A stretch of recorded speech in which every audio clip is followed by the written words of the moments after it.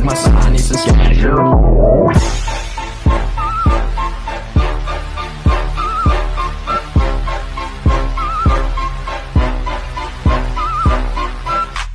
Duduknya saya di sini bukan untuk basa-basi.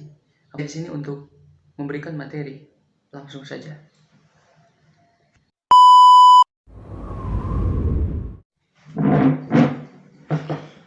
Berbicara tentang filsafat. Jadi filsafat itu tidak memiliki definisi yang pasti, tapi memiliki definisi yang universal, yaitu philos yang artinya cinta dan sophos artinya kebijaksanaan. Nah, jadi filsafat itu bersifat fleksibel, jadi artinya cinta kebijaksanaan. Filsafat dalam pendidikan. Filsafat itu dalam pendidikan adalah hasil pemikiran dan perenungan secara mendalam sampai ke akar-akarnya mengenai pendidikan. Jadi kalau kita berpikir, cara berpikir kita tentang pendidikan, kita harus menggali sampai ke dalam-dalamnya untuk mendapatkan hasil yang memuaskan. Ilmu pendidikan itu menyelidiki, merenungi tentang gejala-gejala perbuatan seseorang peserta didik yang ada di sekolah, kampus, ataupun di SD, SMA, dan lain-lain. Masuk ke bab pertama, yaitu ontologi, epistemologi, dan aksiologi dalam pendidikan. Ontologi merupakan salah satu kajian filsafat yang paling kuno, berasal dari Yunani. Ontologi terdiri dari dua kata, yakni ontos dan logos. Ontos berarti sesuatu yang berwujud dan logos berarti ilmu. Jadi ontologi adalah bidang pokok filsafat yang mempersoalkan hakikat keberadaan segala sesuatu yang ada, yaitu ada manusia dan ada alam. Jadi di sini menjelaskan kalau kita itu belajar sesuatu yang ada, yang nyata, yang terlihat oleh mata. Kaitannya dalam pendidikan yaitu ontologi dalam pendidikan menganalisis tentang objek materi dari ilmu pengetahuan yang berisi mengenal hal-hal yang bersifat empiris atau hasil dari penemuan atau observasi, serta mempelajari mengenai apa yang ingin diketahui manusia dan objek yang diteliti oleh ilmu tersebut. Selanjutnya yaitu epistemologi.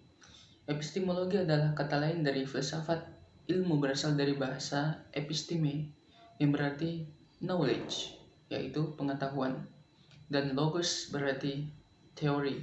Jadi epistemologi berasal dari teori pengalaman. Jadi epistemologi berasal dari pengetahuan atau teori tentang metode, era, dan dasar ilmu pengetahuan. Jadi epistemologi ini kita belajar dari ilmu itu berasal dari mana dan kita mempelajarinya itu seperti apa. Epistemologi dalam pendidikan adalah filsafat sumber-sumber pendidikan dan seluk-seluk pendidikan. Secara epistemologi, landasan pendidikan mengacu pada sifat awal asli dari seorang siswa tersebut sebagai dasar pengembangan dan inovasi pendidikan yang berkarakter. Selanjutnya yaitu aksiologi. Aksiologi adalah teori nilai, yaitu cabang filsafat ilmu yang mempertanyakan bagaimana manusia menggunakan ilmunya yang telah dia dapatkan. Aksiologi dalam implikasi dalam pendidikan, proses pengembangan pendidikan dan pengembangan diri setiap individu, yaitu seorang siswa, seorang mahasiswa, guru, dosen, dan individu lainnya, dalam upaya meningkatkan nilai hidup dan potensi diri.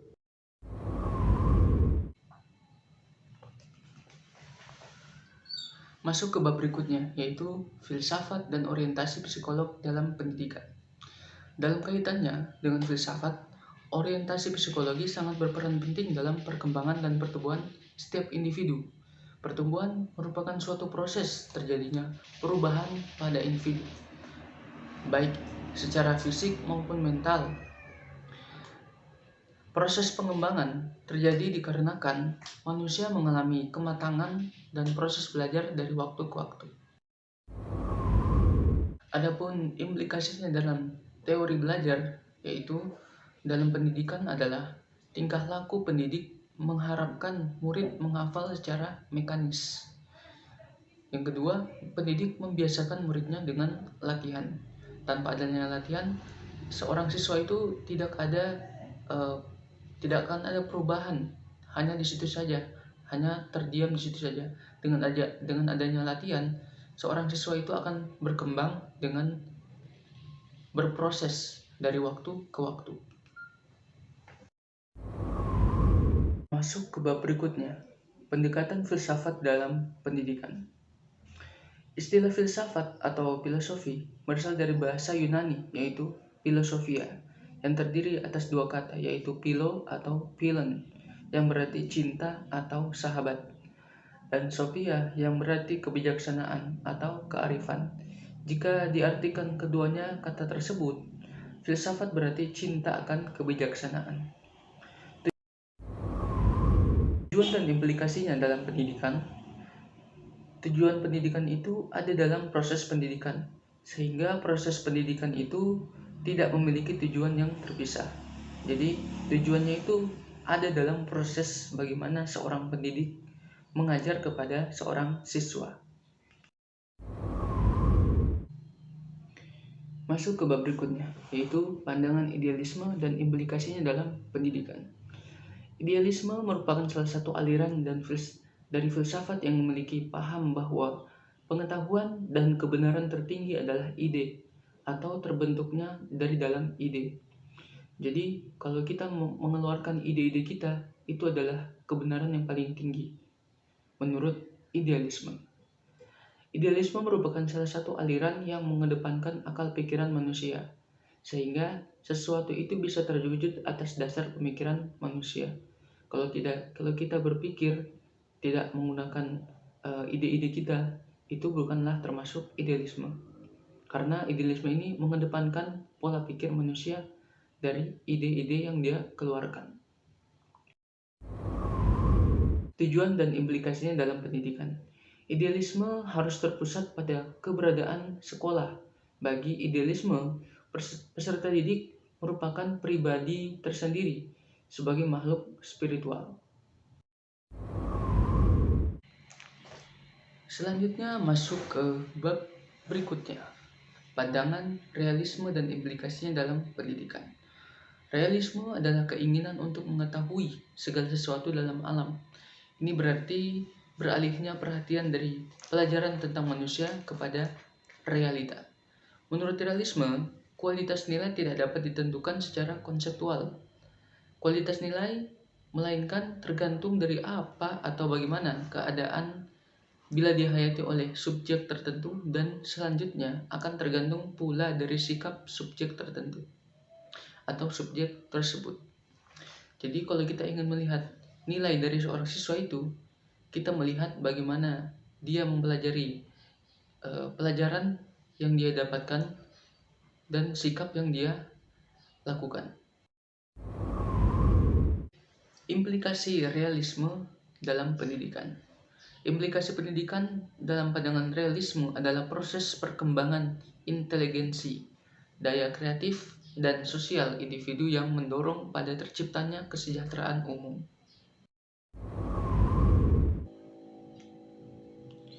Selanjutnya, pandangan esensialisme dan implikasinya dalam pendidikan.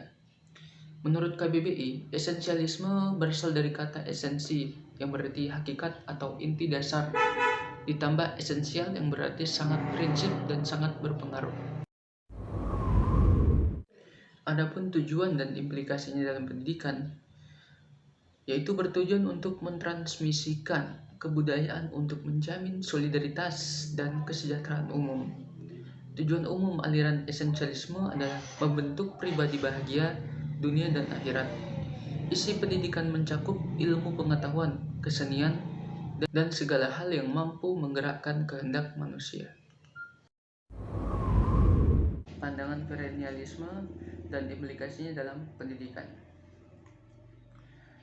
Perennialisme berasal dari kata perennial yang artinya berlanjut sepanjang tahun atau berlangsung untuk waktu yang sangat lama, abadi atau kekal. Aliran perennialisme mengandung percayaan filsafat yang berpegang pada nilai-nilai dan norma-norma yang bersifat kekal abadi.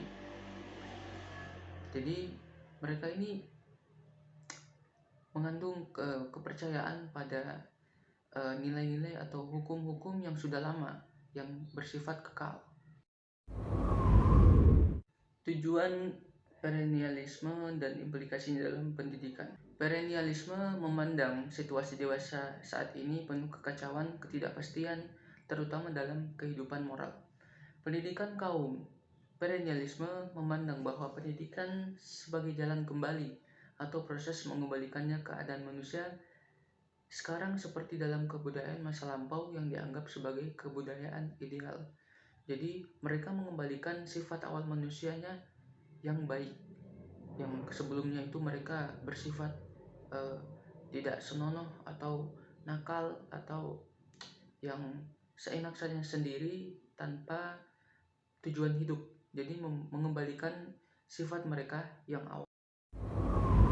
Masuk ke bab yang berikutnya, yaitu pandangan progresivisme dan implikasinya dalam pendidikan. Pandangan progresivisme dianggap sebagai the liberal road to culture, dalam arti liberal sebagai fleksibel, berani, toleran, dan bersikap terbuka, melainkan selalu bersifat penjelajah, peneliti secara kontinu demi pengembangan pengamalan.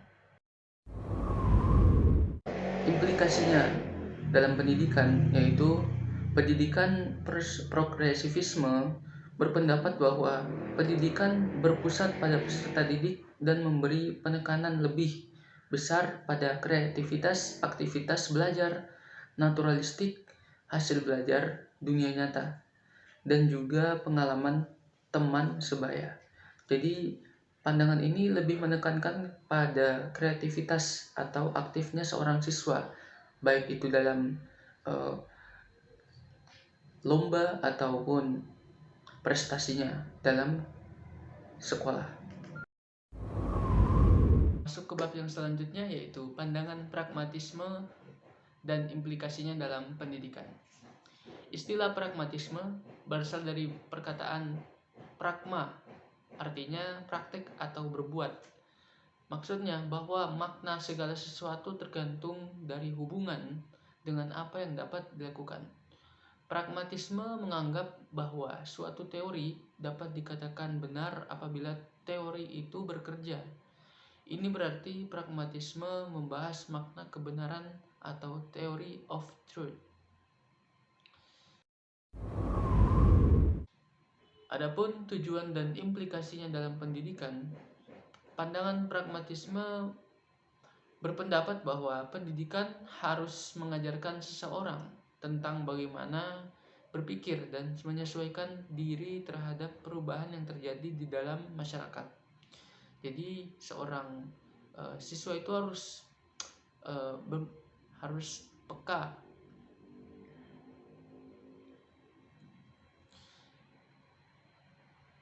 Sekolah harus bertujuan untuk mengembangkan pengalaman-pengalaman yang akan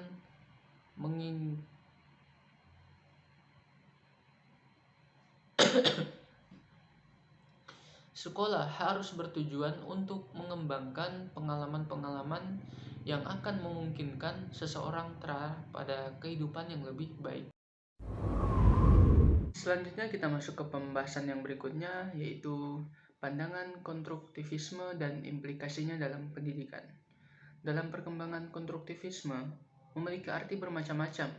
Konstruktivisme Piaget dikenal dari kerja yang menyatakan bahwa pengetahuan konseptual tidak dapat ditransfer dari seseorang ke orang lainnya, melainkan harus dikonstruksi oleh setiap orang berdasar pengalaman mereka sendiri.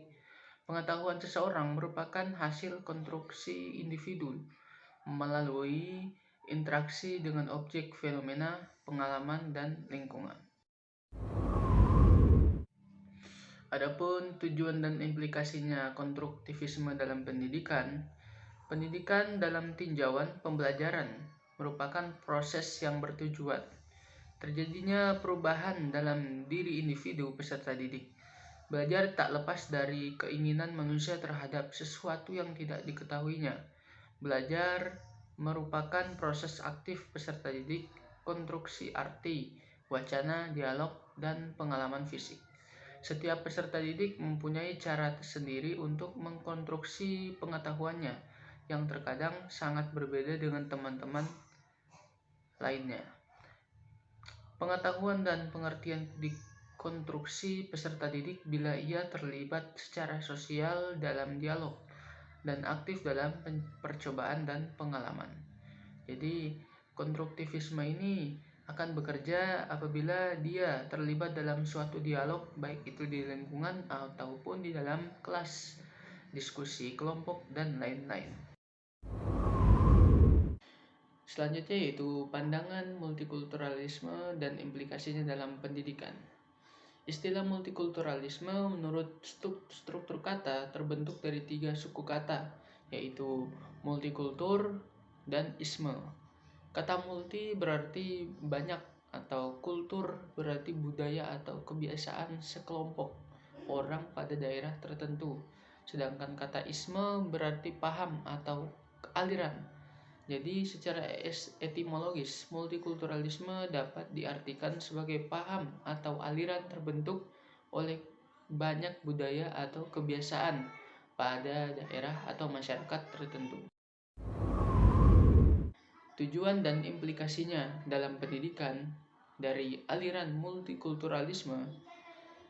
Multikulturalisme adalah proses penyadaran yang berwawasan pluralis secara agama dan sekaligus berwawasan multikultural secara budaya.